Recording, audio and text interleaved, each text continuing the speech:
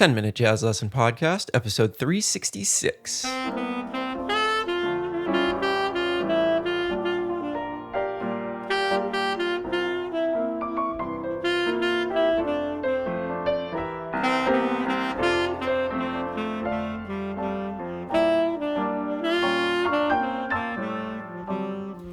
Hey everybody, welcome back to the 10-Minute Jazz Lesson Podcast. This is episode 366. I hope if you are in the United States, you had a great 4th of July. We're really getting into summer now. Really excited to bring you a new series for the month of July, and this one is going to be all about intervals. Intervals are one of my favorite things to practice. I do it every single day, and I also believe that these are truly the key to unlocking so much of what improvisation is. If you have command and flexibility with all forms of intervals, especially if you play a single line instrument, there's almost nothing you can't do, really, because combinations of intervals are what every melody is at the end of the day.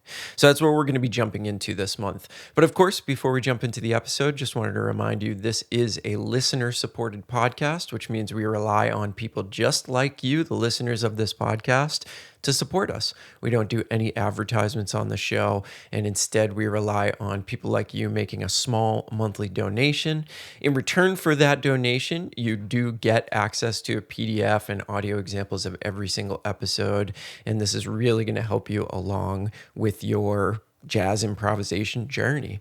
So we use the Patreon platform, and if you'd like to learn more on how to support the show, please go over to our website, 10minutejazzlesson.com, click on one of the Patreon banners, and get yourself signed up today. Alternatively, you can go to patreon.com and search for the 10-Minute Jazz Lesson Podcast and get yourself signed up that way.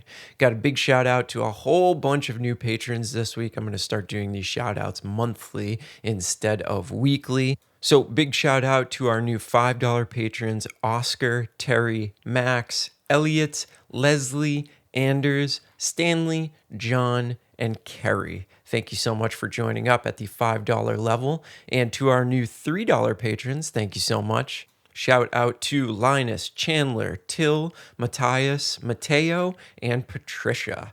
Thank you all so much for joining up. It means the world to me. It keeps this podcast coming out week in and week out in high quality. And of course, you do get all of those great education materials in return.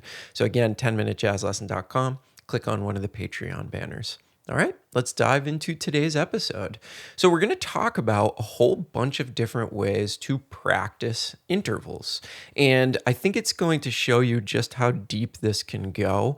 Working on intervals is literally something you can do every day for the rest of your life as a musician and still not exhaust all the possibilities. Because let's think about this for a second. We can do intervals diatonically. So that means based on some kind of scale. And in fact, that's what we're going to talk about in the first couple episodes, is doing them based on the major scale. Now, you can also do intervals chromatically, which means you basically pick an interval, go through and play it on every single note on all 12 notes. There are a ton of different ways to do this. And if you think about doing it diatonically, you could use the major scale, you could use the melodic minor scale, you could use the whole tone scale, you could use the harmonic minor scale, you could use the diminished scale. You see, this stuff is just really, really endless. So if I can sort of show you some different ways to harness the power of these intervals, you'll never be bored. You should never come to me and say, I have nothing to practice. Nope, that's not true. You know that you can practice intervals in one of a million different ways and really, really make a huge difference in your playing. You could honestly become like a virtuoso on your instrument just from practicing intervals if you figured out enough ways to do it. So that's where we're going to be focusing on. So in this episode, we're going to talk about some basics of how I like to teach intervals, some different forms, some different ways of doing it. And even with the ideas just in this episode, you would have years of work that you could do. But we'll obviously talk about some other things. But these are going to be all about directionality and how to practice your intervals in a really, really thorough way.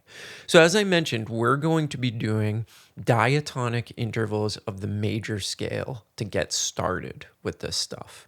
And we're going to start with the interval of a third, and we're going to utilize the key of C major. So really like the simplest way that we can possibly do this. All right, so the first thing I want to do is I want to introduce you to sort of my classification system for how I practice things. And a lot of other people use this too, or some form of this. A lot of the best musicians I know also practice intervals this way and classify them this way. So you're going to see two terms on your PDF for this week. So if you look at the first measure on the PDF, you'll notice it says up, up.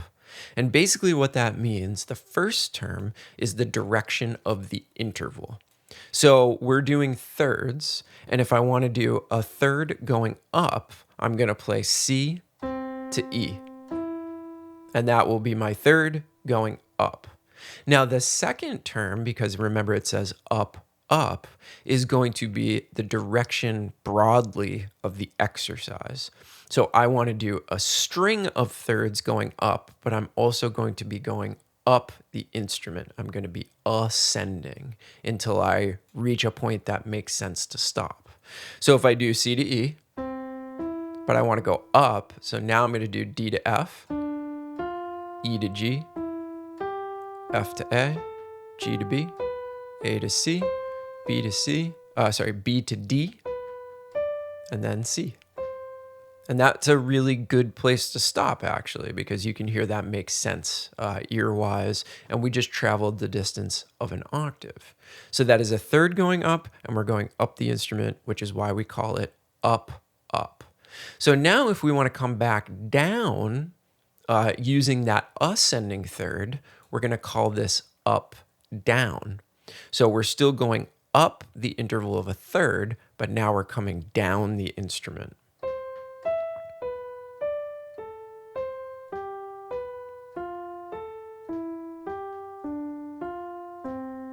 So we would classify that as up, down. So let's hear what the entire first exercise sounds like all the way through with a metronome.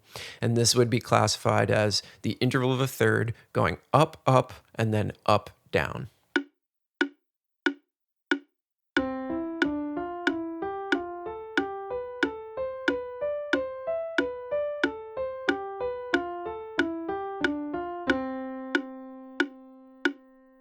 All right, so there you have it, our first example.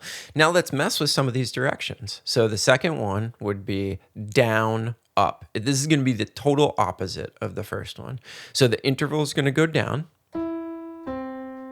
but the direction is going to go up.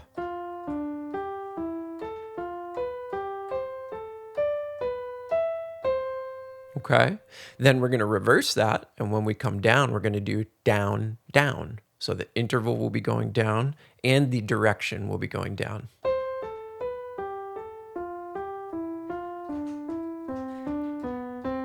Okay, so the polar opposite of what we just played. All right, let's check out what this one sounds like all together with a metronome.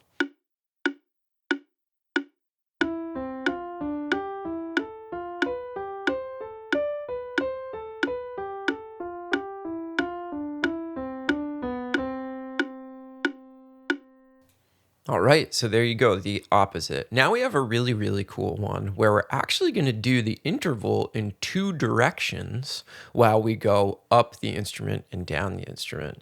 So this one I would classify as up, down, up, if that makes sense. So the interval is going to go up, then down, but we're going to be going up the instrument the entire time. So we have one interval going up, then the next interval is going to go down. Next one up, down, up, down, up, down.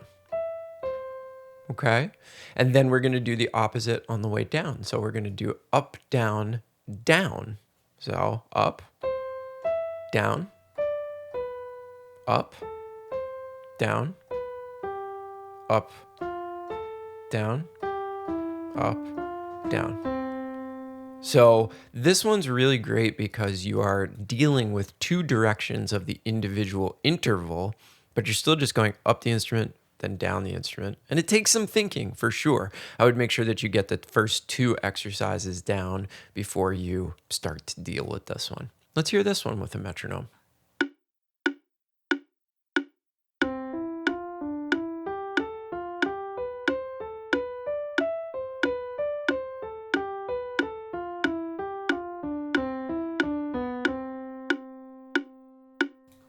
So this is a great way to get started with intervals just on a basic level. And the thing about this is that it seems kind of simple, right? Except maybe for that exercise that I just played for you.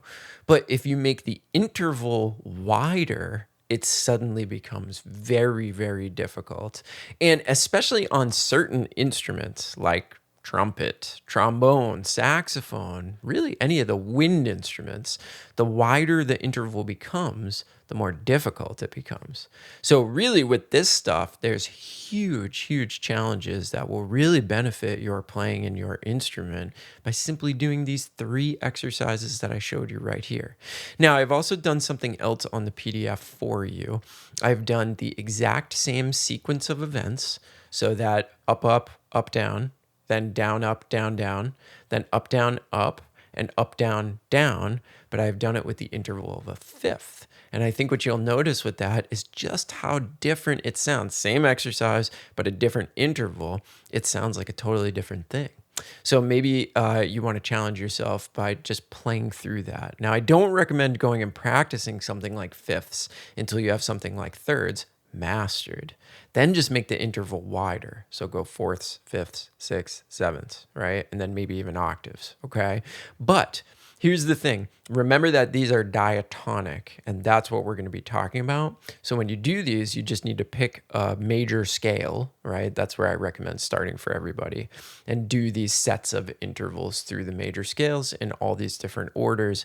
And this will be a great way to get started on your interval process and make sure that that's something that you're tackling every single time in the practice room. Okay, so let me know if you have any questions. Hope you enjoyed this first episode. We'll have another one next week with some other ideas, and this is going to be a really fun series. So we'll see you all next week. Remember, you can get the PDF to this episode and every single episode that we've ever done by going over to Patreon, and that also allows you to support the show, keep it coming out week in and week out in high quality. And you could get signed up to support the show by going to 10minutejazzlesson.com, click on one of the Patreon banners, and get yourself signed up today. Thanks to everybody that allows this show to keep coming out, and thanks for listening. We'll talk to you next week with a brand new episode. Have a good one, everybody. Bye.